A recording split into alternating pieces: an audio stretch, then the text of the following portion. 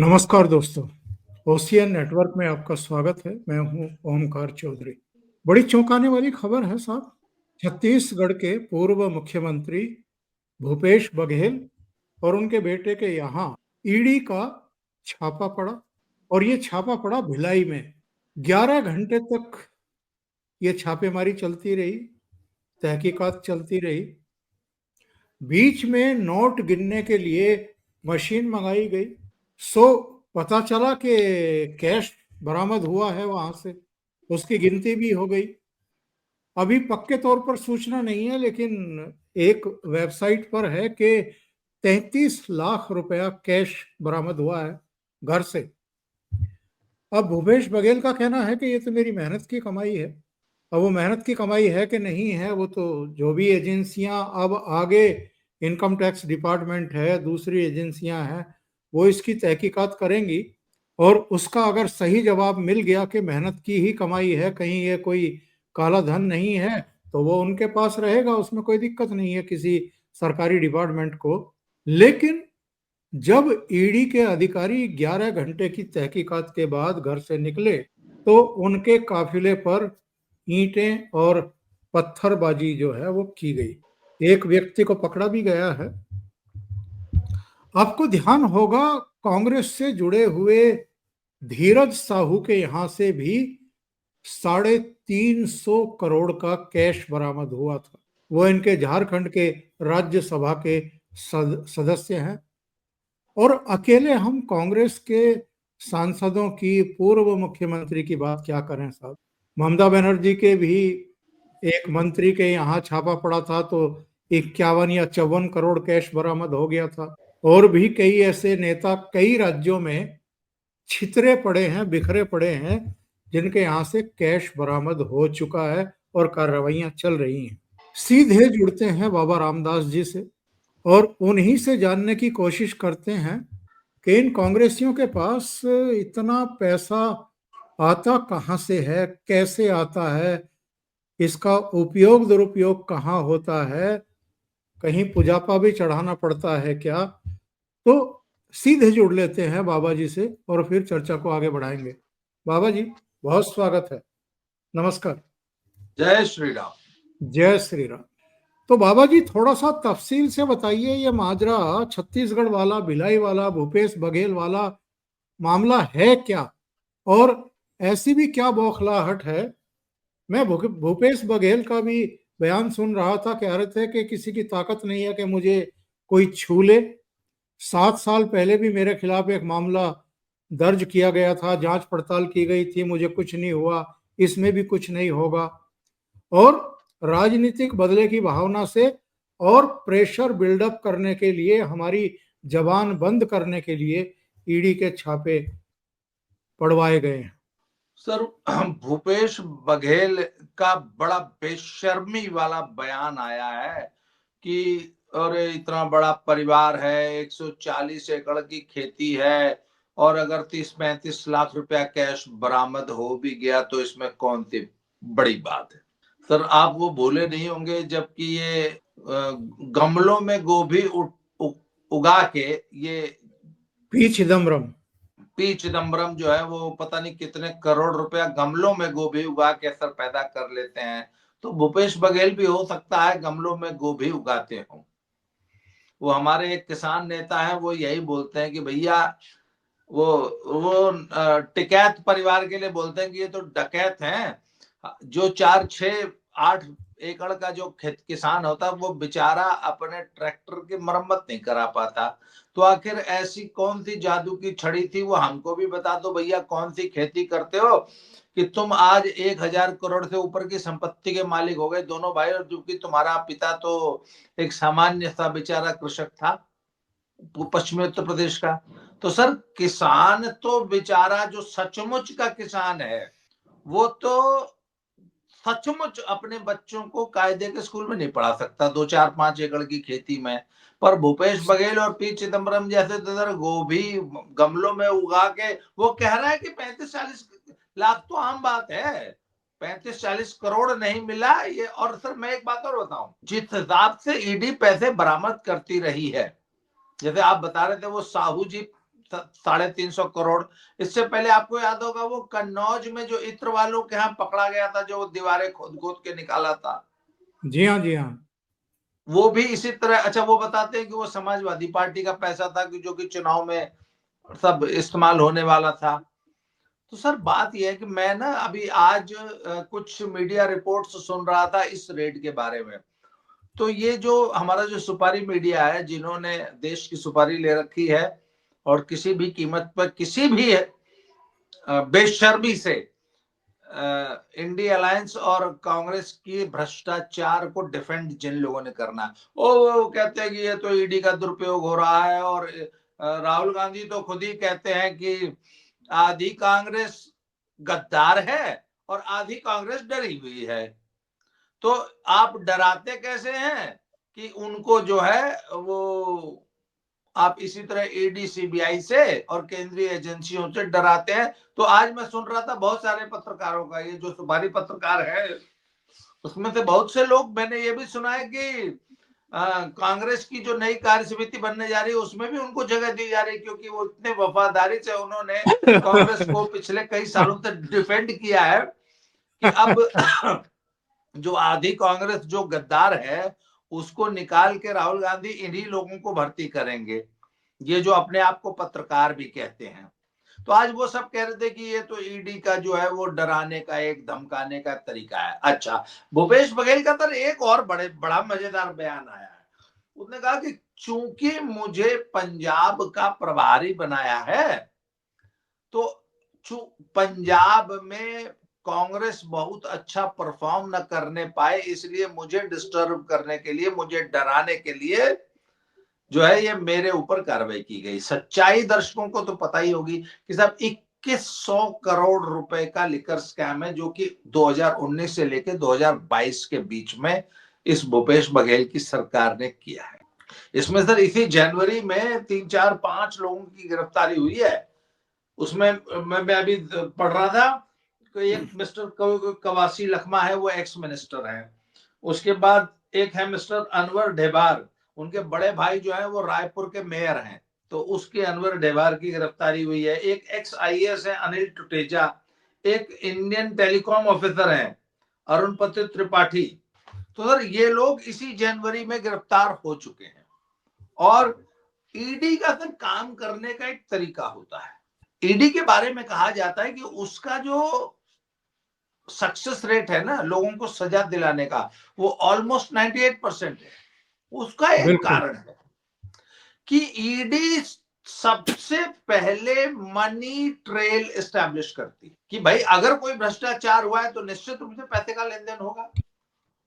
तो पैसे का लेन देन कैसे हुआ, नंबर 1, कितना पैसा था और कहां गया, तो वो पैसे के आने और जाने के फुटप्रिंट्स को, इसीलिए ईडी की कार्रवाइयों में टाइम भी लगता है। ये कांग्रेसी जो है ये बहाना बना रहे थे कि जब 3 साल हो गए अब तक क्या कर लिया आपने, तब वो ईडी तो कहती कि रुको जरा ठहरो। अच्छा सर एक और मैं आपको बताऊं, मेरे एक मित्र हैं वो आईआरएस हैं, वो बताते थे कि आज के जमाने में जबकि डिजिटल इकोनॉमी का दौर है, अगर ईडी ने 1 रुपया अगर कहीं से पकड़ लिया, 1 रुपया, चाहे वो जीएसटी में हो चाहे कहीं पर हो, किसी भी टैक्सेशन में हो, कहीं पर भी हो, उस 1 रुपया को फॉलो करना शुरू करेंगे सर। और जहां जहां वो रुपया जा रहा है उसके पीछे पीछे चलते जाएंगे और बड़े वाले खजाने तक वो 1 रुपया पहुंचा देता है। टाइम लगता है, पर जो सबूत मिलते हैं वो इतने ठोस होते हैं और कोर्ट में एडमिसिबल होते हैं। इसलिए सर एक बात बताऊं आपको, बड़े से बड़ा घाघ नेता पुलिस से नहीं डरता, सीआईडी से नहीं डरता, एसआईटी से नहीं डरता, जेपीसी से नहीं डरता, सीबीआई से नहीं डरता, जितना वो ईडी से डरता। क्योंकि ईडी का जो सक्सेस रेट है वो 98% है कि 98% लोगों को सजा कराती है। अच्छा, राहुल गांधी ने जो अभी बात कही है ना सर कि आधे लोग गद्दार हैं और आधे डरे हुए हैं, सर ये एकदम इसमें एक सच्चाई है, ये बिल्कुल मानना पड़ेगा कि जो भी भ्रष्ट नेता और अफसर है वो वाकई डरा हुआ है। और मोदी ने तो आपको याद होगा पहले ही कह दिया था कुछ लोगों को तो डरना होगा। याद है ना वो आपको मोदी जी का बयान? मोदी जी ने तो पहले दिन ही स्पष्ट कहा था कि नहीं नहीं भाई, मेरी सरकार में कुछ लोगों को तो डरना होगा सर, बिल्कुल। भ्रष्टाचारियों को डरना होगा। तो अगर राहुल की कांग्रेस, आधी कांग्रेस अगर डरी हुई है तो एकदम जायज है, डरना चाहिए। ईडी जैसी एजेंसीज यदि भ्रष्टाचार निवारण में और आपका काला धन, काली कमाई पकड़ने के लिए दिन रात एक किए हुए हैं, तो आपको डरना चाहिए। और आगे भी बता रहा हूं, आगे भी डरना चाहिए। भविष्य में हर भ्रष्टाचारी को डरना चाहिए कि उसको जेल जाना पड़ेगा। राहुल गांधी से ईडी ने 5 दिन तक पूछताछ की थी, सोनिया गांधी से भी 3 दिन की पूछताछ की थी।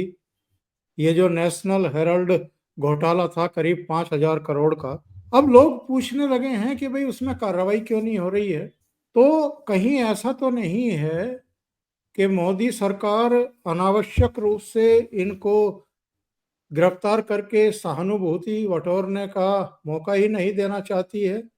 ईडी से सीधे कहेगी कि आरोप पत्र बनाइए, सीधे न्यायालय में दाखिल करिए और फिर न्यायालय जो कहे वो करो। बिल्कुल सर, आपने एकदम सही पकड़ा है।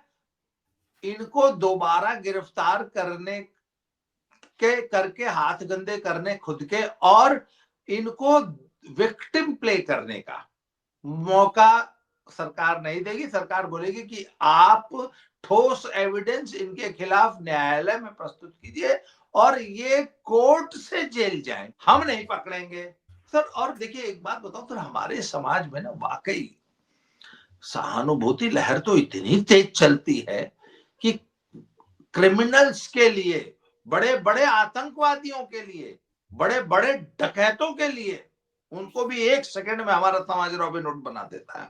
वो कितना बड़ा क्रिमिनल था, डकैत था, ये भूल जाते हैं लोग। चूंकि उसने एक गरीब लड़की की शादी में 10,000 रुपए दे दिए थे, तो उसके 100 पाप उस एक बेटी की शादी में 10,000 रुपए से धुल जाते हैं, और उसके सारे पाप और धत्कर्म जो है वो छुप जाते हैं, क्योंकि उसने वो रॉबिन हुड की अपनी छवि बना रखी है।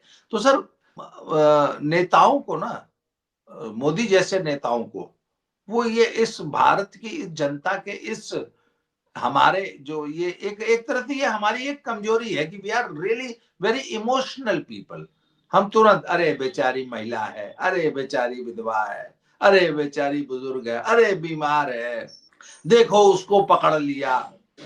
आपको याद होगा कि जब इमरजेंसी के बाद मोरारजी देसाई सरकार ने इंदिरा जी को अरेस्ट करवाया था, तो इंदिरा जी जब जीप में बैठने लगी तो उन्होंने बोला ना ना, ओपन खुली जीप में जाऊंगी, पीछे से खुला होगा और हथकड़ी लगाओ।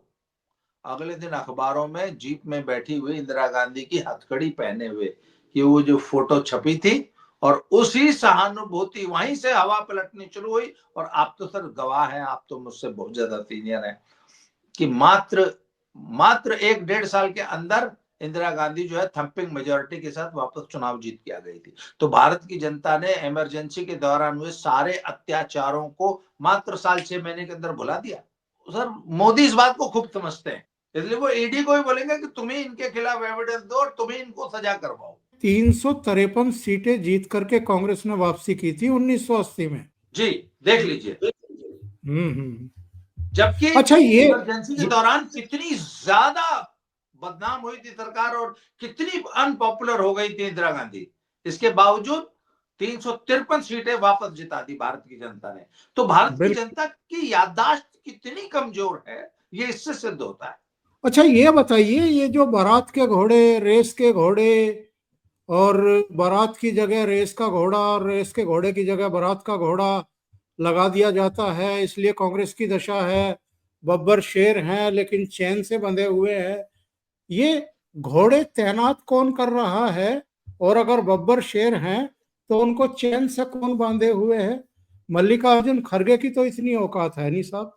सर मैं एक बात बताऊं, सच्चाई ये है कि घोड़ों को तो बेचारों को अस्तबल से निकाला ही नहीं जाता, घोड़े तो भाजपा ज्वाइन कर लेते हैं। वो ये कहता है कि नहीं, बाकी सारी कांग्रेस जो है वो आधी कांग्रेस डरी हुई है और आधी गद्दार है। वो ये बिल्कुल मानने को तैयार नहीं कि मैं गधा हूं। तो सर कांग्रेस में गधों की जो है बादशाहत जो चल रही है, ये तो सोनिया जी और पूरा ये तो नेहरू जी व्यवस्था बना गए, तो वो आज तक चल रही है। तो आज मैं दिन में एक मेरे मित्र हैं कमलकांत गौरी जी, उनके साथ एक वीडियो कर रहा था, तो बात चल रही थी कि भाई हरियाणा में कौन है स्लीपर सेल। तो नायब सिंह सैनी जी ने आज बड़ा व्यंग विनोद करते हुए कहा कि भाई हमारा स्लीपर सेल तो राहुल जी है कांग्रेस में। तो सर बात यह है कि बात चल रही थी कि हुड्डा साहब के खिलाफ क्या राहुल गांधी कोई कार्रवाई करेंगे या कर पाने की स्थिति में हैं। तो सर हुड्डा को कंट्रोल करने की जिम्मेवारी किसकी थी, आप बताइए। हरियाणा में हुड्डा ने एक जीता जिताया चुनाव जानबूझकर सारी टिकट वितरण अपने हाथ में लेके, और उसके बाद जो 17 सीटों पे जो बागी खड़े करके अपने ही कैंडिडेट्स को हरवाने का जो काम किया, वो उसको रोकने की जिम्मेवारी किसकी थी? राहुल गांधी की थी। तो राहुल गांधी अपनी जिम्मेवारी में असफल रहे। राहुल गांधी ने क्यों फ्री हैंड दिया हुड्डा को? राहुल गांधी ने क्यों अलाउ किया कि वो 72 टिकट बांटे और उसके बाद 17 बागी भी खड़े करें? राहुल गांधी ने क्यों अलाउ किया कि हुड्डा के गुंडे पूरे हरियाणा में उत्पात मचाएं और लोगों को ये धमकाते फिरे 3 महीने तक कि चिंता मत करो, हम तो हमारी सरकार आएगी तो तुम्हें देख लेंगे। सर आपको मालूम है मुझे सरेआम धमकियां दी जाती थी कि हमारी गवर्नमेंट आ रही है, जिस दिन रिजल्ट आएगा उसी दिन शाम को तेरे को पकड़ के लाएंगे। तो हुड्डा समर्थियों की जो गुंडागर्दी थी उसको रोकने की जिम्मेवारी किसकी थी, आप बताइए। सर हालत ये थी कि भाजपा की किसी सभा मीटिंग में 500 लोग भी इकट्ठे नहीं होते थे। लोग कहते थे कि हमारे पास आने की जरूरत नहीं है, हम आपकी मीटिंग में नहीं आ पाएंगे, पर वोट हमारा आपका हम आपको ही देंगे, पर हम इनको इन गुंडों को हुड्डा के गुंडों को नाराज नहीं कर सकते, हम इनके सामने आपकी सभा में नहीं आ सकते, क्योंकि कल को चुनाव जब खत्म हो जाएंगे तो हमें रहना तो इन्हीं के साथ है। सर विज साहब की जो सीट थी अंबाला कैंट, उस पे जो कांग्रेस कैंडिडेट था वो चौथे नंबर पे आया है। क्यों? क्योंकि हुड्डा ने चौधरी निर्मल सिंह जी की बेटी चित्रा सरवारा को खड़ा कर दिया, वो ले गई 53,000 वोट, बिल्कुल और बिल्कुल। अनिल विज साहब जो है थोड़े से वोटों से जीत गए। अगर वो बागी ना खड़ा करते, या जब चित्रा सरवारा निर्दलीय होकर सर 53,000 वोट ले जाती है, it means she was the real deserving candidate for Congress, और वो पक्का जीतती। पक्का जीतती। तो आखिर एक ऐसे कैंडिडेट को टिकट किसने दी जो कि मात्र, अच्छा वो टिकट हुड्डा ने नहीं बांटी थी, वो शैलजा के कोटे में गई थी। तो ये हाँ कोटा सैलजा। सिस्टम कांग्रेस में तुम्हारी नाक के नीचे ही तो चल रहा था ना। तो उसके लिए राहुल गांधी किसको जिम्मेवार ठहराएंगे? तो सर अब गधा कौन है और घोड़ा कौन है, और कौन सा घोड़ा शादी ब्याह का है और कौन सा घोड़ा लड़ने वाला है, सर ये तो अब कांग्रेस को ही डिसाइड करना पड़ेगा। Let them find out. और ये तो लोकसभा में खड़े होकर के उंगली दिखा करके प्रधानमंत्री नरेंद्र मोदी और गृह मंत्री अमित शाह को ये कह रहे थे कि लिख लो, इस बार गुजरात में भी हम आपको हराएंगे। हाँ और हाँ गुजरात में जाते ही इनकी हवा टाइट हो गई। बिल्कुल। गुजरात में जाते ही ये कहने लगे कि ये 2-4 साल की 5-10 साल की लड़ाई नहीं है, 50 साल की लड़ाई है। यानी 50 साल और अभी कांग्रेस सत्ता से बाहर रहने वाली है गुजरात में। हाँ। सर आज मेरी कुछ पत्रकारों से बात हो रही थी, मैंने कहा ये 30-40 तक नेताओं को निकालने की बात कर रहे हैं। अगर ये सचमुच 30-40 कांग्रेस नेताओं को निकाल देंगे तो किसी भी राज्य की लीडरशिप में बचेगा क्या? अच्छा सर एक बात, आज मैंने इस पे भी एक प्रोग्राम किया है कि यह व्यक्ति गुजरात में जाके 15-20-30-40 लोगों को निकालने की बात करता है, हरियाणा में इसकी हिम्मत है कि ये किसी एक को भी छू के दिखा दे या हुड्डा के खिलाफ कोई कार्रवाई कर दे। सर बात यह ना, जो जन आधार विहीन नेता है, जिनका कोई जनाधार ही नहीं है, उनको तो अब चाहे 50 निकाल दो, 50 नए भर्ती कर लो, क्या फर्क पड़ता है। कांग्रेस में एक तो जनाधार वाले नेता है ही नहीं है, बहुत मुश्किल से 2-4 हैं, उनको भी अगर निकाल दोगे तो फिर बचेगा क्या? तो सर बात यह है कि ये सिर्फ, मैंने पूछा आखिर ये क्या है ये बयान 30-40 लोगों को निकालना है, बोला ये सिर्फ गीदड़ भभकी है, राहुल जी को भी सुर्खियों में रहने की आदत हो गई है। ये जब ये यात्रा पे निकलते हैं ना, भारत जोड़ो और ये न्याय यात्रा, तो इनको चाहिए सुर्खियां। आज तक इन्होंने कभी अपनी बैलेंस शीट बनाई ही नहीं कि मेरे इन एक्टिविटीज या मेरे इन बयानों का नेट रिजल्ट क्या आता है, मैं कितना चुनाव जीता, कितने मुझे वोट मिले, कितने गए, फिर इसका हिसाब किताब तो करते नहीं है। तो ये सिर्फ कहते हैं सर, ये अखबार जला के तंदूर गर्म कर रहे हैं। ये जाएंगे वहां 2-4 दिन बयानबाजी करेंगे, वापस आ जाएंगे। उसके बाद अभी आप देख लीजिएगा, आते ही ये या कहीं बैंकॉक या कहीं और मैक्सिको या इटली की यात्रा पे निकल जाएंगे वहां पर मूड फ्रेश करके आएंगे, 10-15 दिन मालिश वालिश करा के फिर आएंगे, फिर किसी एक नए राज्य में इस तरह करने लग जाएंगे। इसके अलावा इनके पास इनके बस का कुछ है नहीं। बजट सत्र का दूसरा पार्ट शुरू हुआ है सोमवार से जी और राहुल गांधी पार्लियामेंट में खड़े होकर के स्पीकर से कह रहे थे कि साहब महाराष्ट्र में वोटिंग लिस्ट में बड़ी गड़बड़ियां हुई हैं और देश के लगभग सभी राज्यों में बहुत बड़ी गड़बड़ियां हुई हैं। तो स्पीकर ने पूछ लिया कि ये वोटर लिस्ट क्या सरकार बनाती है जो आप सदन में खड़े होकर के इस सवाल को खड़ा कर रहे हैं। वोटर लिस्ट तो उसकी एक प्रक्रिया है और चुनाव आयोग के अधीन वो सारा काम है, सरकार तो वोटर लिस्ट बनाती नहीं है। तो बोले कि हाँ हम भी जानते हैं कि सरकार नहीं बनाती है, लेकिन पूरा विपक्ष जो है इस मुद्दे पर एक साथ है और हम इस मुद्दे पर बहस कराना चाहते हैं। बहस कैसे करा लोगे जब चुनाव आयोग वो सब काम करता है। तो ये एक अनार्की की सिचुएशन इस देश में पैदा करना चाहते हैं। सुप्रीम कोर्ट ठीक काम नहीं कर रहा, दबाव में काम करता है, मीडिया ठीक से काम नहीं कर रहा, पार्लियामेंट में हमें नहीं बोलने दिया जाता। ये विदेशों में भी जाके यही एक आबो हवा बनाने की कोशिश करते हैं, पार्लियामेंट में खड़े होकर के भी इसी तरह की हवा बनाने की कोशिश करते हैं। आप तो मौजूद थे पुणे में जब महाराष्ट्र के मुख्यमंत्री देवेंद्र फडणवीस ने डिटेल जानकारी दी थी कि साहब ये कोई पहली बार नहीं है कि लोकसभा और विधानसभा चुनाव के बीच में मतदाता सूची फिर से जो है वो प्रकाशित की गई और उसमें कितने लाख मतदाता बढ़ते हैं। और महाराष्ट्र बड़ा राज्य है भाई, बड़ा राज्य है। 48 तो लोकसभा सीटें हैं, 288 विधानसभा सीटें हैं। वहां अगर इतने मतदाता बढ़ रहे हैं तो इसमें आश्चर्य की कौन सी बात है, या इनको ही ये ताज्जुब लग रहा है। उससे पहले भी इतने मतदाता वहां बढ़ते आए हैं, ये कोई पहली बार नहीं बढ़े हैं। सर देखिए, ये डीप स्टेट का जो और सीआईए की जो एक स्टैंडर्ड ऑपरेटिंग प्रोसीजर है कि किसी देश में अगर तख्ता पलट करना है, किसी देश की लोकतांत्रिक तरीके से चुनी हुई सरकार को बदनाम करके अपदस्थ करना है, तो सबसे पहले उसके उसके द्वारा जीते गए चुनाव को संदिग्ध बनाओ। और वह सबसे स्टैंडर्ड तरीका है कि नहीं नहीं चुनाव में धांधली हुई, वो ये हुआ, वो हुआ, ईवीएम से हुआ, इससे कराओ, वोटर लिस्ट खराब थी, हमको लेवल प्लेइंग फील्ड नहीं मिला, बेईमानी कर दी, वोटिंग में खराबी हो गई, ये हो गया, वो हो गया, वोट बढ़ गए। सबसे पहले उनके चुनाव को और चुनाव प्रक्रिया को संदिग्ध बनाओ, नंबर 1।